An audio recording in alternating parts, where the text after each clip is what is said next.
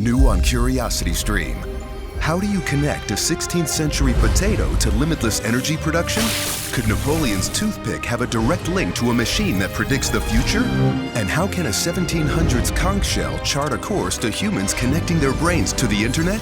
James Burke's visionary series Connections returns for a new generation.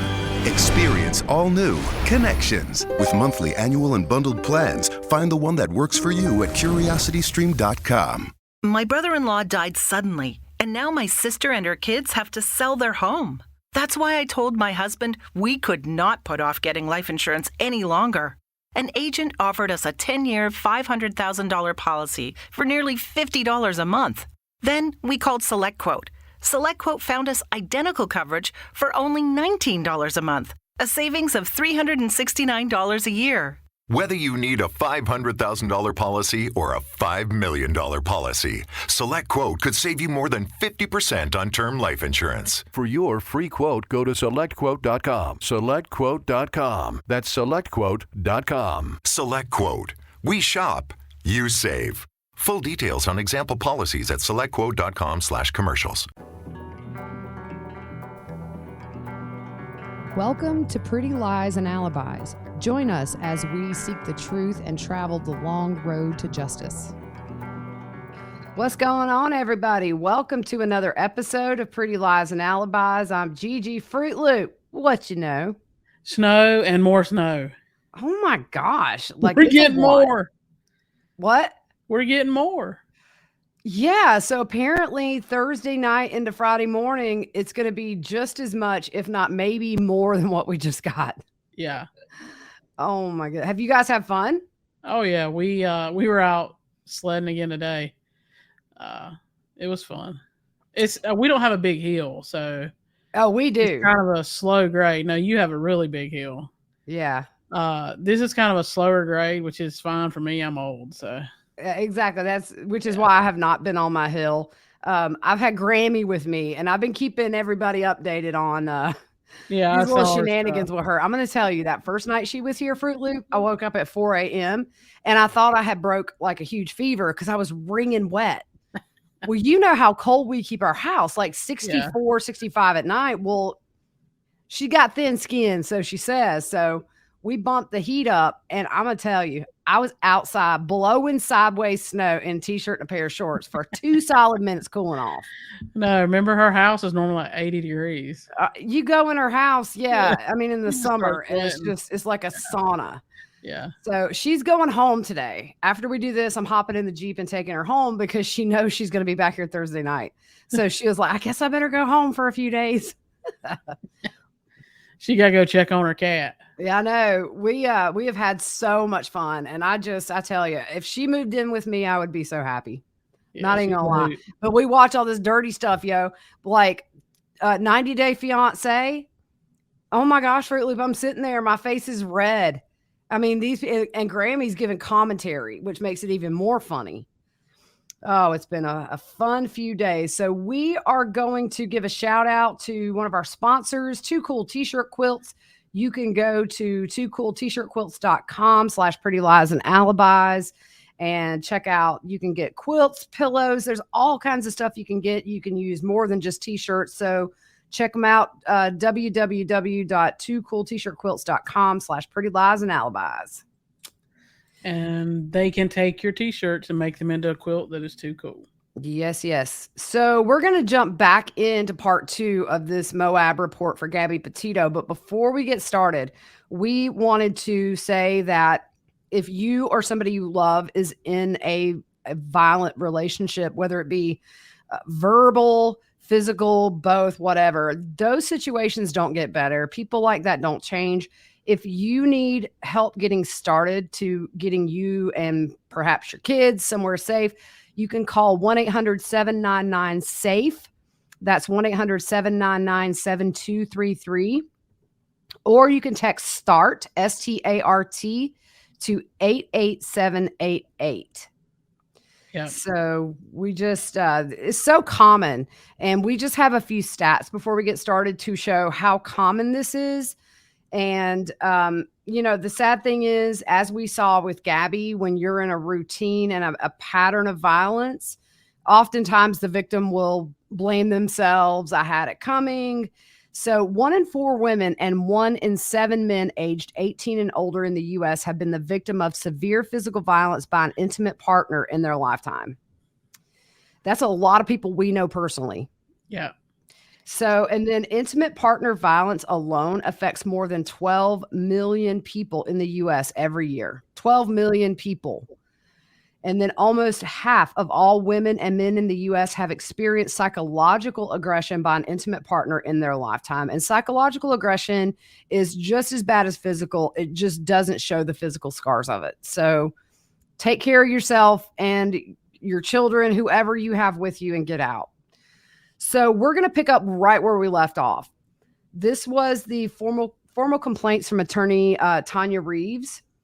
And one additional concern that she wished to add to the complaint is the officer's lack of follow-up after Gabby Petito told him that Brian grabbed her face with his fingers, digging into the point of causing a cut on the inside of her cheek.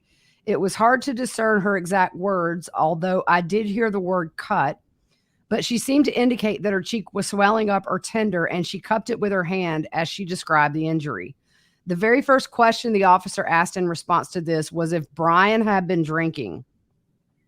In his very next question, he returns to the swerve and the curb strike incident, which is what police noticed when they pulled him over. In the footage available to me, he never returns to Gabby's allegation of a crime to ask more questions, investigate, or follow up in any manner. And I think this is one of the biggest mistakes of this whole thing. Yeah. Because whether or not Gabby she did say that he grabbed her, although she kind of made an excuse, as people who are abused often do, to justify that. Well, you're going to see down later on in a little bit, we'll discuss it. The officers say that they agreed that both parties, an argument resulted in a physical altercation from both parties. So we know he was photographed. His injuries were photographed. He was offered a safe place to stay, et cetera, et cetera. And her question here is, Gabby wasn't photographed because there's no photographs. Yeah. It wasn't revisited, which it should have been. Right. So the officer seemed distracted by the center line swerve and the curb strike and the admission that Gabby had punched Brian in the shoulder when the lights were activated on the cop car. And they spent the majority of the investigation pursuing this allegation, while the reason for the initial detention, the 2 911 calls reporting a man shoving and slapping a woman, which did not go far in this investigation on the road there, it fell by the wayside. Even when Gabby reports a battery that caused injury, her statement is entirely ignored because the officers seem to be operating under a confirmation bias that influence how they interpret the evidence and their theory of the case. Brian was thoroughly examined for evidence, including an examination underneath his clothing for injuries of which he may not have been aware. Photographic evidence was obtained, and he was offered EMS services for his injuries. None of this appears to have been provided to Gabby Petito, even after she reported a battery resulting in injury. And I think that is my biggest problem with this whole thing, right there in that paragraph. Yeah. So Ratcliffe states that the concerns in Tanya's above point are addressed throughout the investigation review. And Officer Pratt explained his decision. He said, I don't have special expert witnesses on the side of the road. I don't have 5 days of my trial with these people to figure out who to charge. I got like less than an hour apparently. So they trust me after 16 years to figure it out. And I took my 16 years of experience and said, I believed Gabby based on the totality of the circumstances and based on what she appears physically capable of and based on what I saw him doing and act the way he was acting, that I don't think she assaulted him. I think those words, for me, that's big. I saw him doing and act the way he was acting, that I don't think she assaulted him. So there was something in there that showed who Brian was. Right. Unfortunately, at the end of all this, he's in the front seat of a cop car having small talk as if they believed him. So Officer Pratt also added what he believed could happen if Gabby had been arrested and Brian bailed her out and signed the protective order waiver, which he did that next day. He went and signed that order so they could be back together. But Officer Pratt pointed out that Brian had said they didn't have a lot of money. And he said, so if he's going to bail her out, is he not going to have more control over her now? Now we're out of money. Blame it on her because I had to bail you out. You know, all it's going to do is put the power and dynamics more on him in his favor, where he's like, now we have to come back to court or video court. Now we don't have money because I had to bail you out. Oh, we're in another fight. Go ahead, call the cops. How did that go for you last time? I think that's a big statement. Yeah. I mean, but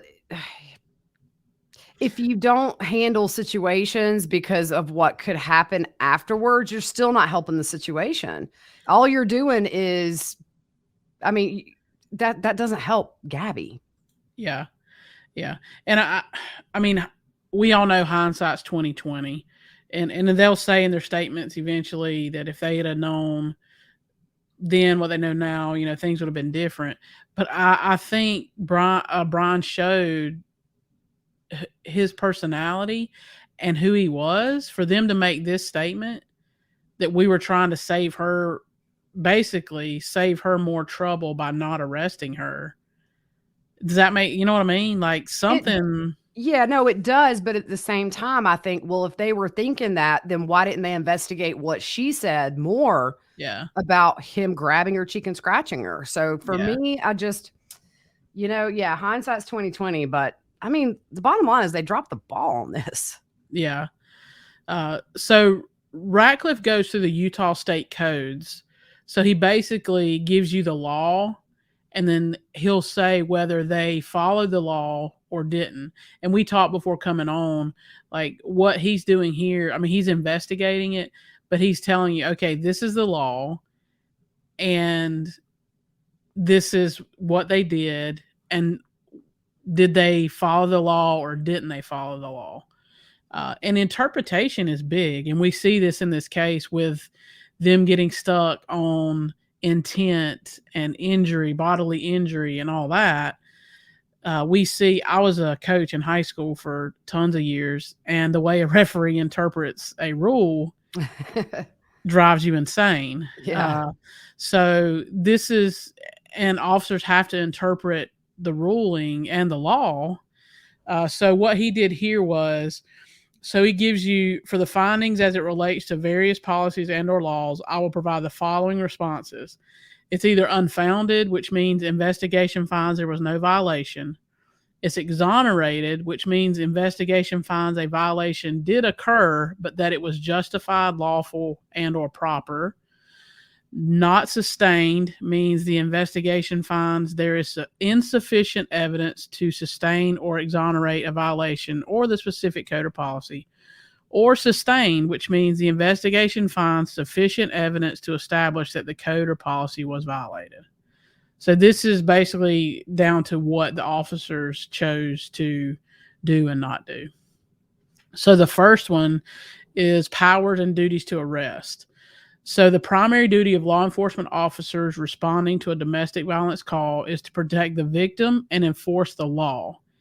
And he ruled this sustained, which means investigation finds sufficient evidence to establish that the code or policy was violated. In addition to the arrest, powers described, and it's in section 77-7-2, when a peace officer responds to a domestic violence call and has probable cause to believe that an act of domestic violence has been committed, the peace officer shall arrest without a warrant or shall issue a citation to any person that the peace officer has probable cause to believe has committed an act of domestic violence. That one was sustained as well, which means the evidence, it was violated. So his explanation, he goes on and he says, this incident from the beginning was classified as an assault that took place between a male and a female. During the investigation, it was found they were cohabitants. It is my finding that an assault did take place, therefore should be classified as a domestic violence investigation. He says some other things, but in short, Brian and Gabby each acknowledged a verbal argument that escalated into a physical confrontation. Brian and Gabby each acknowledged getting physical with the other. It was also concluded Brian and Gabby were cohabitants due to their statements that they were engaged and living together. He goes on to say the end result of this investigated incident concluded with separating Brian and Gabby and not making an arrest, either by citation or custody. Based on the information provided in this specific incident, Brian would be the victim with Gabby being the suspect. And I know that's where we're like, no way. No way. Yeah, no, because they didn't do a thorough investigation. They didn't follow up with Gabby. That's why I said in the first episode, take this report and throw it in the trash, because this isn't all the facts they acted on. Yeah. Ugh. Yeah. He goes on to say, as it relates to the primary duty of law enforcement while responding to a domestic violence call, the officers protected the victim by separating Brian from Gabby. However, I do not find that they enforced the law. They responded to a confirmed domestic violence incident, and they had evidence showing an assault had taken place. The statements of all those involved, along with the evidence presented, provided probable cause for an arrest. Now it's time to feature our paid sponsor for this week, BetterHelp. That's BetterHelp, H-E-L-P. They're there to do just that, help. Are you battling with something in your life that is interfering with your happiness? BetterHelp is there for you. If you're looking for a safe, reliable, and healthy environment to share and work through your struggles, BetterHelp can help you. With BetterHelp, you're able to meet with a licensed professional therapist weekly via video or phone call. You can send a message to your counselor anytime and know that you will get timely and thoughtful responses back. This is a worldwide service that is affordable, convenient, and completely secure and confidential. BetterHelp's licensed professionals are specialized in depression, stress, anger, family conflicts, anxiety, relationships, even sleep, and so much more. We visited the BetterHelp website, and it is laid out perfectly. It's very easy and stress-free to navigate. On the homepage, it asks what type of therapy you're looking for, and it lists for individual, for couples, or for teens. BetterHelp truly wants to help individuals and families work towards a healthier and happier life. And that's what the Pretty Lies and Alibis team wants for you. We want you to start living a happier life today. As a listener, you'll get 10% off your first month by visiting our sponsor, BetterHelp, at betterhelp.com/whattheworld. Join over 1 million people who have taken charge of their mental health. Again, that's BetterHelp, HELP.com/whattheworld. Thank you. This ad has been brought to you by BetterHelp. My brother-in-law died suddenly, and now my sister and her kids have to sell their home. That's why I told my husband we could not put off getting life insurance any longer. An agent offered us a 10-year, $500,000 policy for nearly $50 a month. Then we called SelectQuote. SelectQuote found us identical coverage for only $19 a month, a savings of $369 a year. Whether you need a $500,000 policy or a $5 million policy, SelectQuote could save you more than 50% on term life insurance. For your free quote, go to SelectQuote.com. SelectQuote.com. That's SelectQuote.com. SelectQuote. We shop, you save. Full details on example policies at SelectQuote.com/commercials. With Lucky Land Slots, you can get lucky just about anywhere. Dearly beloved, we are gathered here today to... Has anyone seen the bride and groom? Sorry, we're here. We were getting lucky in the limo and we lost track of time. No, Lucky Land Casino, with cash prizes that add up quicker than a guest registry. In that case, I pronounce you lucky. Play for free at LuckyLandSlots.com. Daily bonuses are waiting. No purchase necessary. Void where prohibited by law. 18+. Terms and conditions apply. See website for details. Yeah, so we're going to go into interview responses. The first one is Officer Pratt. And this is, I'm sorry. Go ahead. This is big because this shows you what the officer was thinking Like he goes through, he gets questioned, and then he gives an answer of what his thought was. Okay, so this is Ratcliffe interviewing Officer Pratt. Ratcliffe asked how he reached the conclusion that this incident was more accurately categorized as a mental or emotional health break than a domestic assault. And Officer Pratt responds, he applied his numerous years in law enforcement as well as his overall life experience when stating he believed to see signs of mental health issues from both Brian and Gabby. Officer Pratt said, I saw the dynamics of their relationship. If those were all red flags that he was going to murder Gabby, I didn't see those. I saw the same red flags I see every time I get called to a relationship issue. And they don't call us there because they're doing great and want the police to come over and see how great they're doing. They called us because something is, it says devolved. Yeah, I don't know what that wording is. Yeah, and it could just be because we got C's in English, but either it's a typo or we just suck at English still. Officer Pratt described seeing this as another unhealthy relationship. And Officer Pratt said, if it was not an assault, which I decided it wasn't, then what could I call it? It wasn't an assault. If it was an assault, she would have had to have been arrested. But there's elements to the offense of assault, and you have to meet those. Ratcliffe asked Officer Pratt if he believed domestic violence assault took place during this incident. And Officer Pratt gave the example that one officer will handle a call different than another officer based on their training, their experience, and their interpretation of the totality of the circumstances presented to them. So Officer Pratt said, it's our duty to document and to support with reasoning, logic, and hopefully the law backing us because we all read the same code, why we choose to do the arrest or not do the arrest. And the better you are at that, usually the better cop you are. But everyone makes mistakes or reads something wrong. It's the Andy Griffith movement. Like Andy Griffith is my favorite show.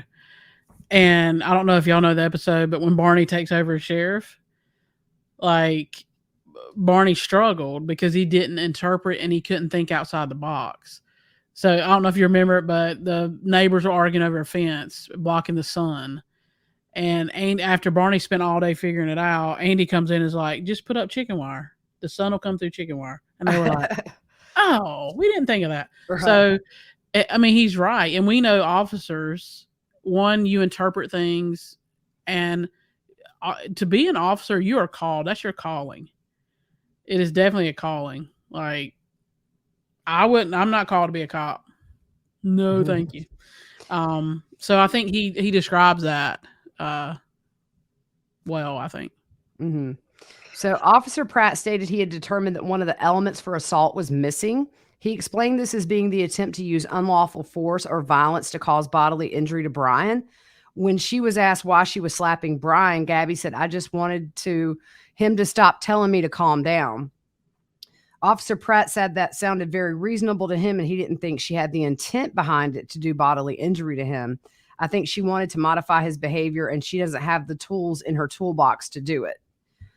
I think the other thing that really bothers me too is just since they decided it was an assault, they just assume it's a mental health issue.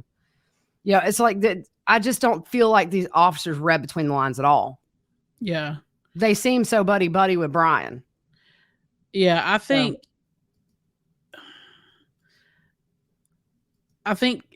the time you spent with her, I don't think you could deem it being mental health. Right. That's my point. And it's like, they just jumped to that conclusion because they ruled out an assault. So she must be crazy. You know what I mean? Yeah. And it's just, for me, when Brian was in the car with the officer, it was just like this dude talk. Oh yeah, my wife does the same thing. She got emotional issues. She takes medicine. It was just all as if it was all Gabby. And hindsight, all that, we've said it 50 times, but still, it's just, it's a shame that they can't send out people to every domestic violence call that are trained mental health professionals. And I know that that's not necessarily something that could happen because we would probably be shocked how many times a day one department is called out a total in one day for domestic violence stuff. But it's just because the thing is, you see it with Brian, people that are abusers are so good at fooling people. Yeah. And that's just what happened here. The first time I watched it, I just thought he was off. And then after she was murdered and we get all this footage, man, I've never wanted to punch my screen so much in my life because he's convincing these officers, hey, I'm just a chill dude. She's kind of off her rocker. And then they go with that. Yeah. Well, I think some of this in this investigation points out, and that's their goal from here on out, is to place officers that have been trained in DV to assist and help them read. You got to be able to read people. Yeah, exactly. And for me, it's like the way Gabby was so upset the entire time they were pulled over. It's you just see that it's a little more than she's upset that they got pulled over because she was hitting his shoulder. It's like and maybe, I don't know, maybe because of what we do all day, every day, we kind of say, well, if I'd have been on the side of that road, I would have said, why is she so upset when we've told her she's not getting arrested? Yeah. What's deeper than that? Yeah. You know? Yeah. Yeah. So Officer Pratt also added what he believed could happen. And we went over this earlier. And for me, that's big because saying that he's going to hold it over her head and keep coming back to it, I think that's a big deal. Yeah. It's a very big deal. We see Brian on that video and we don't see the whole picture, but you can glean a lot from what we saw. And obviously things happened prior to that. I had somebody ask me, she was in a cop car away from him. Why didn't she just say he's abusive? But it's not that easy. It's really not. And that's the saddest part. Yeah. It truly is. There's so many things that go into that, that it's not that easy. It's really not. You know, like, you're not in an abusive relationship. I'm not in an abusive relationship.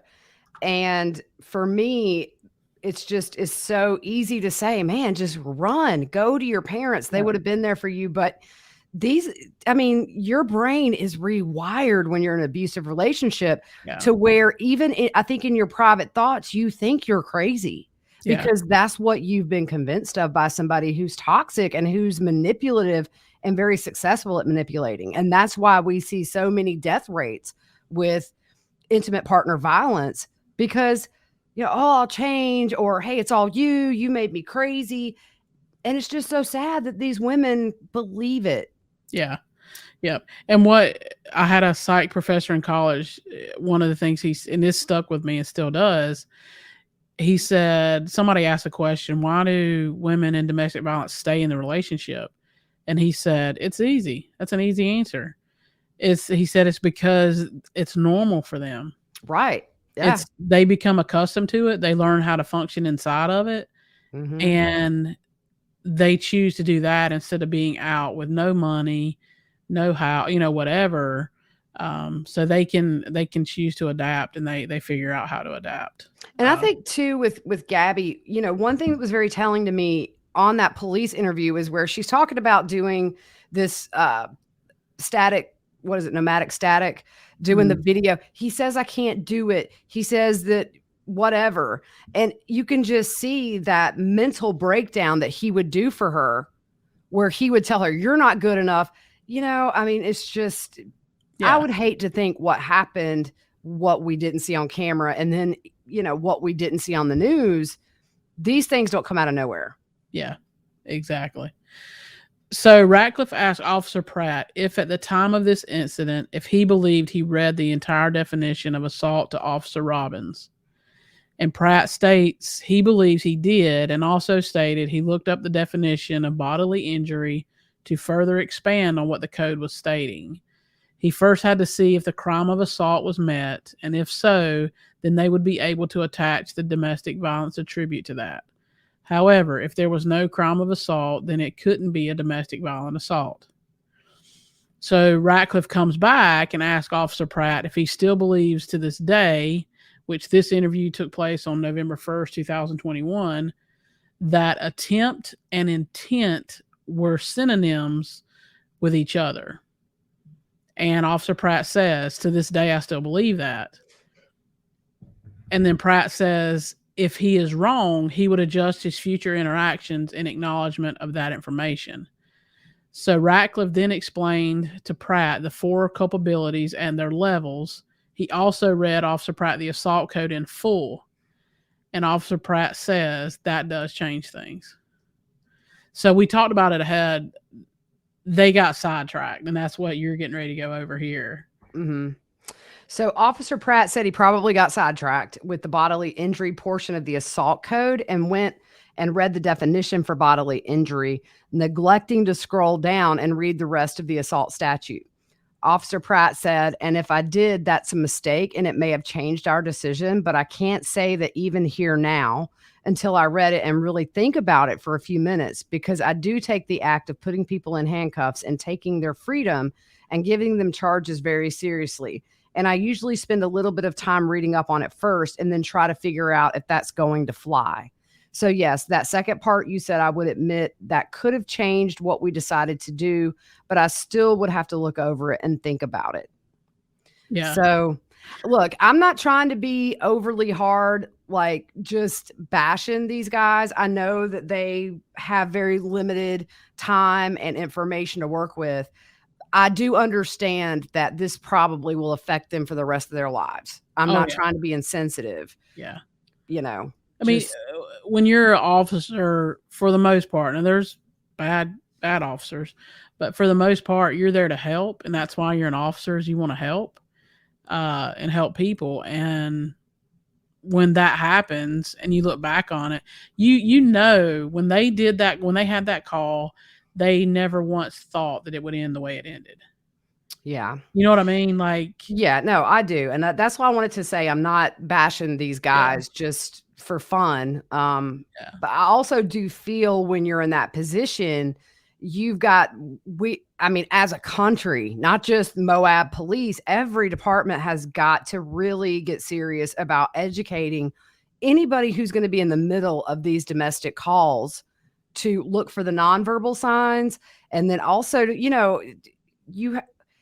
some people can't look and say, I'm being manipulated by this guy right now. Yeah. I know that's a hard thing and it's easy for us to do now, but I just, you know, and that's what Gabby's dad has made a mission, is not only to help find missing people, but also to help in the domestic violence situation we have in America right now. If her story saves one life, then it's worth it.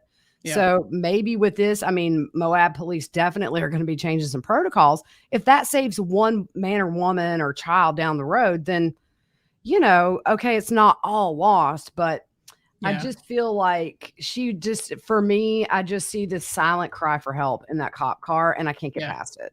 Yeah. So it's tough to sit there and watch her. I can't rewatch it now. I just can't. It breaks my heart. But anyways, we probably still have at least one more episode on this? 1 or 2, because it just keeps breaking down this whole interview process. And he interviews these police officers several times. It's not just once. So we got a little bit left. I think tomorrow we'll do Robbins, break down his interview and his thoughts. But 2, we've learned there's several things. If you're in a domestic violence relationship, I know you have the pizza order deal. Have you heard that one? Mm-mm. Okay. So if you're in an abusive relationship and you're in a serious spot, you can call the pizza place, and the pizza company is trained, and they know this, that, you can secretly, and we'll research it more, so we give you the exact, but you can tell them a certain thing, and it just left my mind right now. Oh, no, actually you can call 911 and act as if you're ordering a pizza. That's right. That's it. Give them your address. I mean, things like that is. Yeah. And what's the other one? Universal hand signal. I think it's that. Yeah. No, it's this. But it's they close the fist too. Yeah. They close the fist. So on the next one, let's cover some of those. So, because here's the thing. There was something not too long ago, maybe a month or 2 ago in the news, where somebody was going down the road and somebody gave them that that hand signal, and they called police because they understood what that meant. And the woman was in a terrible situation, and they were able to rescue her.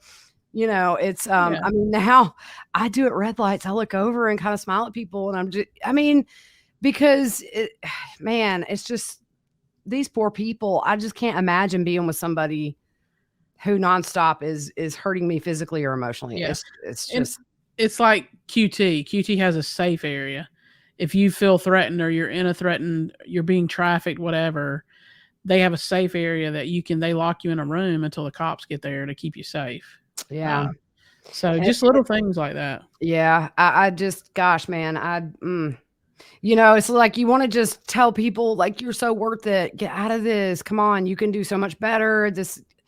Oh man. Yeah. It's like what the other one, the stand thing that Gabby actually texted her mom. Yeah. That's another one. And I mean, I didn't know about it until my 16-year-old said, oh yeah, stand means send the authorities now. That's a code. She has codes. My daughter has codes with you. Yeah.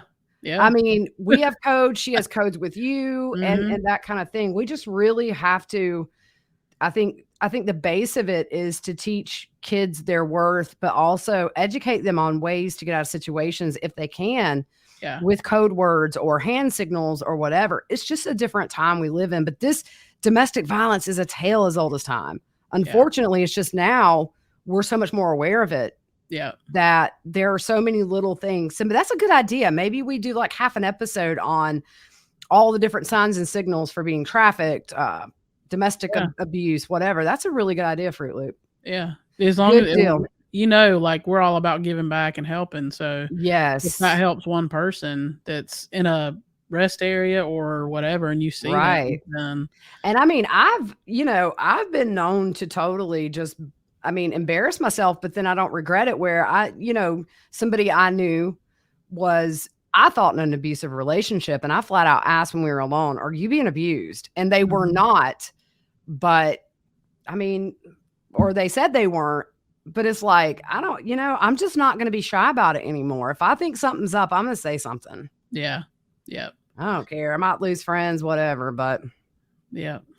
All right. Well, we still have some stuff with Harmony Montgomery coming up this week. And then we have some updates on Alec Murdaugh. So busy week for us. And we will see you guys tomorrow. Have a good one.